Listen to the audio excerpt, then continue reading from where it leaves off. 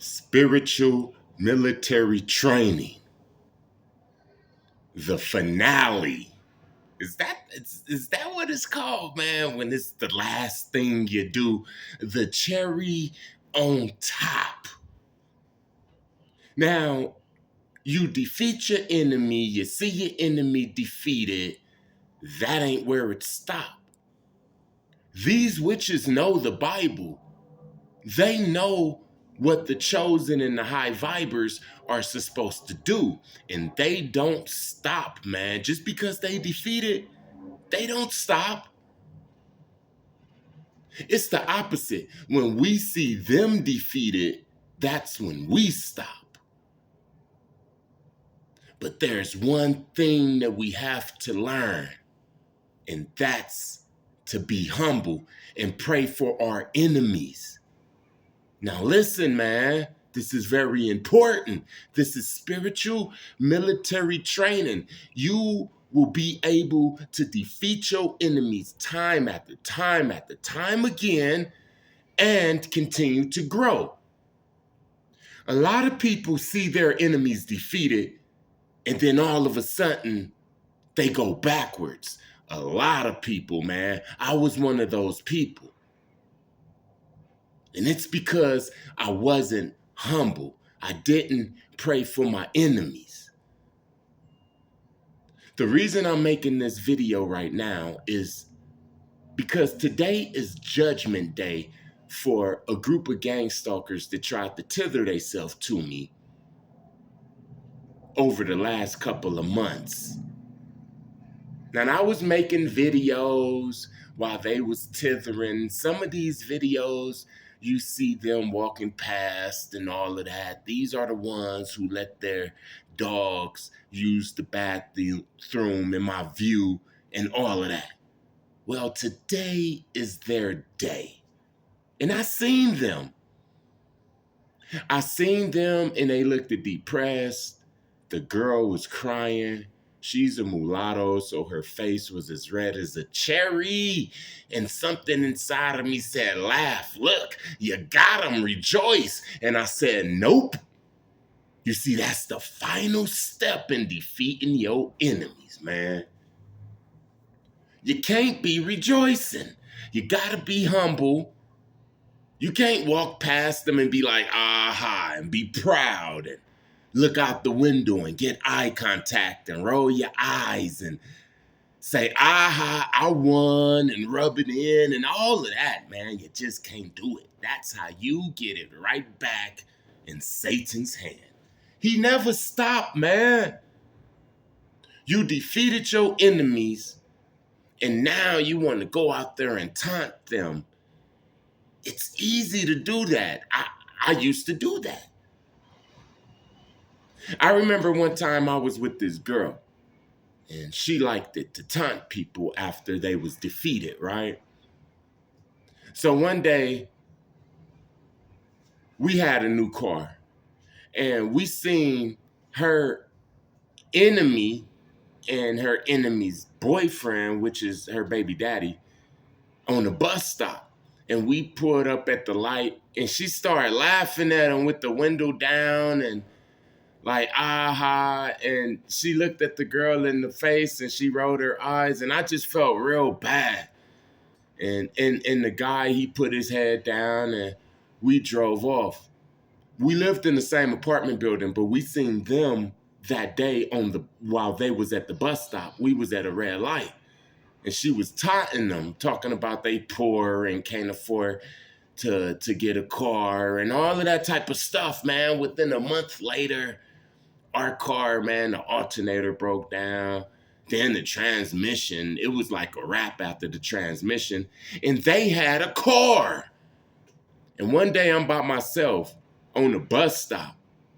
And I'm not with her. We longed and broke up. And I seen him.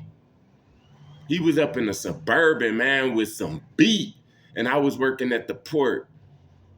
And he pulled up at the red light and looked at me. But see, he was humble with it.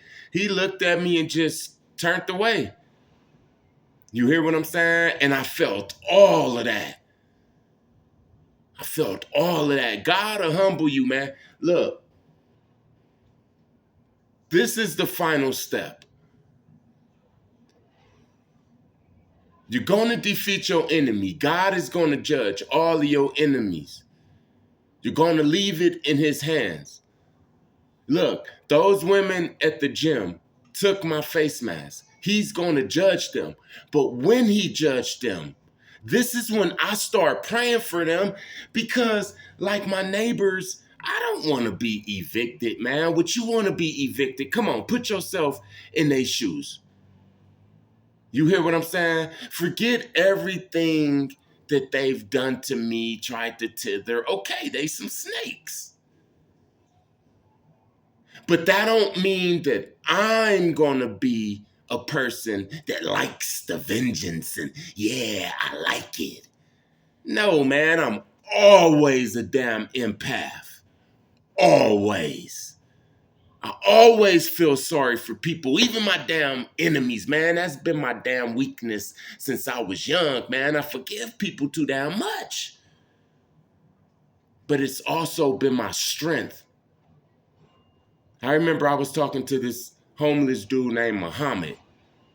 Or damn, every damn Muslim name is Muhammad. No disrespect or nothing like that. But he was a Nation of Islam. He was a brother, and he just went by Muhammad. He was homeless, and we was talking, and I said, "Hey, Muhammad, man, sometimes I get mad because I got a heart. I be forgiving people too much, like, and that's like my weakness." And he was like, "Nah, that's your strength. Never give up your heart. That's where your protection, that's where your blessings, all of that is coming from." So when this person is about to be evicted in these next couple of days, the sheriff's is going to come. I'm going to close my window. I'm not going to look out. There was times when I was evicted, me and my family, yes, we've been evicted before. There was times we was evicted and our neighbors looked out, actually came out and sat and looked at us. And it was so humiliating. You hear what I'm saying? And just because these people was wicked towards me don't mean that I'm going to put them through that humiliation, because then I become them. And the Most High separates from me, man. This is the cherry on top, man. So what do?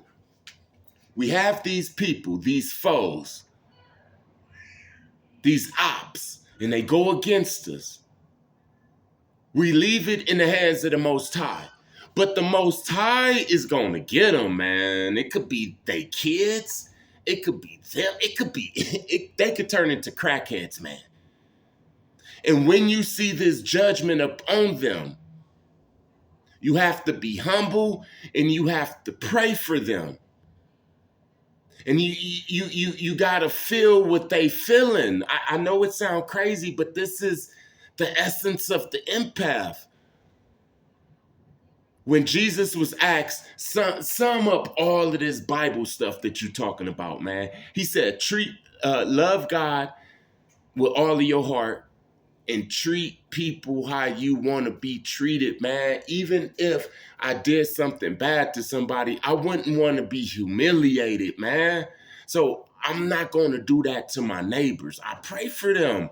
If I see them on the streets, I'm going to play like nothing happened. No, I'm not going to smoke a blunt with them and drink some wine with them. But I'm going to pray for them. If I'm handing out sack lunches to the homeless and I see them, then they get one too. It's not like, they don't get one. Look, it's them. Nah, man, that's what put you back in their shoes. It's easy to trade places with fools. And this is one of the ones. Put it in God's hands. He's going to cast judgment. You're going to see that judgment. You're going to be humble. You're going to pray for them. And you're going to thank God that you ain't them. Peace.